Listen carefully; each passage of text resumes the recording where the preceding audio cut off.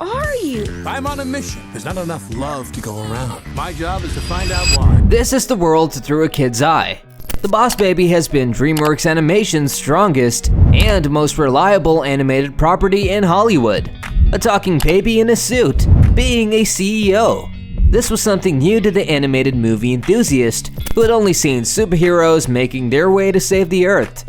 While everyone except a baby ran behind their toys, this Boss Baby was rushing to save the children of this world. But did he really save them? The Boss Baby, released in 2017, was a deal breaker for Dreamworks Animations. After grabbing a whopping $528 million at the box office and an Oscar nomination for the Best Animated Movie, Tom McGrath concluded The Boss Baby 2, and it took him 4 years to make the sequel a reality. After winning millions of hearts through the original movie, it was a challenge for Tom McGrath to convince the audience with an illogical yet witty storyline. While some critics care to call it diaper jokes, the Boss Baby enthusiasts were in rescue for the movie. The Boss Baby revolves around a world of children and their love for each other. The movie is about a child who apparently dresses like a boss on a mission. That might sound absurd to some, but movie lovers found it intriguing. The movie starts with a boy named Tim, who has his imaginary world and lives happily with his family. But there comes a little brother for him, who later becomes a rival. Tim didn't know that his brother was not a normal child, but a boss baby, who managed the tasks of other babies who were born normal. Boss Baby didn't take much time to get Tim's parents' attention, and that was a matter of distress for Tim. He was a few days away from realizing the agenda of his brother's arrival. A phone call made by the boss's baby was enough for Tim to understand that his brother possessed some powers that a normal child could never have. He encounters his brother to know his motive, but Boss Baby shuts his mouth by revealing that he is on a mission. It was undoubtedly a new narrative for Hollywood viewers, which made them think unconventionally. From there, the movie becomes a catfight between a 7-year-old and his younger brother, who is up to something with a company called Baby Corp, a competitor to Puppy Co., where Tim's mom and dad both work. The movie becomes even more engaging when Baby Boss's friends join in on the mission. The way Tim tries to spy on them while the baby group is having a meeting to discuss their mission will definitely crack a laugh among the viewers. When Tim learns his brother's motives, even the viewers are left clueless. A baby boss from the Baby Corp to shift humans' affection from puppies to babies. Yes, you heard that right. That is what Baby Boss is aiming at. But guess what? It didn't take much time for the brothers to miss each other. That is where the Baby Boss family business took shape. The success and acceptance the original movie received in the movie world were enough for Dreamworks Animations to consider a sequel that could carry forth the saga of Boss Baby and his brother. When the Boss Baby fans expected baby Tim and Ted to welcome them to the world of Boss Baby, it was a grown-up Tim, voiced by James Marsden, who graced the viewers. He lives a peaceful life with his wife Carol and his daughters Tabitha and Tina. But the story gets interesting when Tina turns out to be a boss baby who appears in a black suit, just like her uncle Ted, voiced by Alec Baldwin. It is Tina who talks the movie to the path of the original movie, leaving people laughing out loud. A sequel to Boss Baby was all about seeing baby Tim and Ted back on their mission. Keeping this in mind, Tom McGrath played this card very well by transforming them into babies as the movie progresses. Baby Corp has developed a special formula that allows grown-ups to become babies again, or, in Tim's case, much younger for 48 hours. From there is the journey of Tim and Ted to help needed.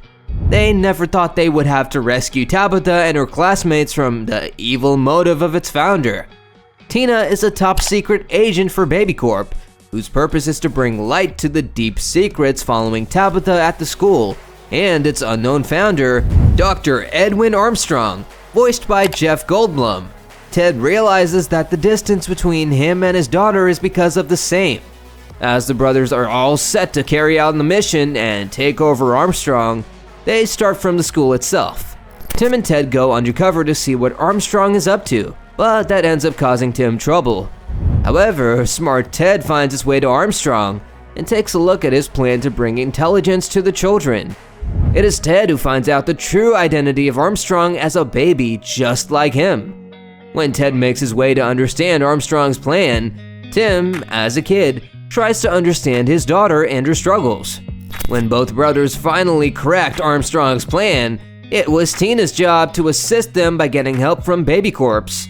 But as they turn their back, Tim decides to get help from the school children to save themselves from Armstrong's evil mind. But when Tim and Ted fall into Armstrong's trap, Tina and Tabitha take the mission forward and stop the villain from hypnotizing the parents to let their children enjoy independence. But when he sees how Tim's family cares for each other and fights for their happiness, he realizes the importance of parents in a child's life.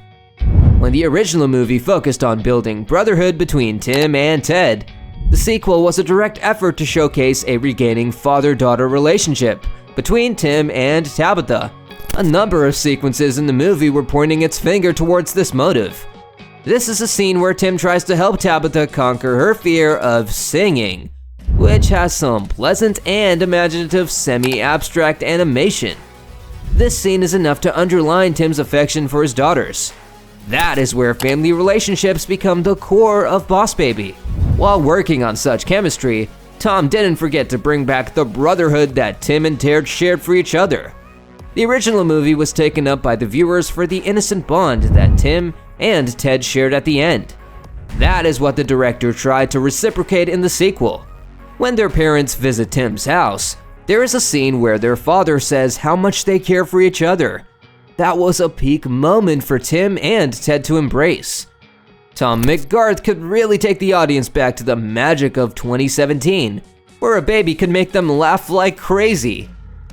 Even though the director gave his best shot, the potential of the movie was questioned by a number of critics. When a sequel was announced for Boss Baby, the expectations were sky high.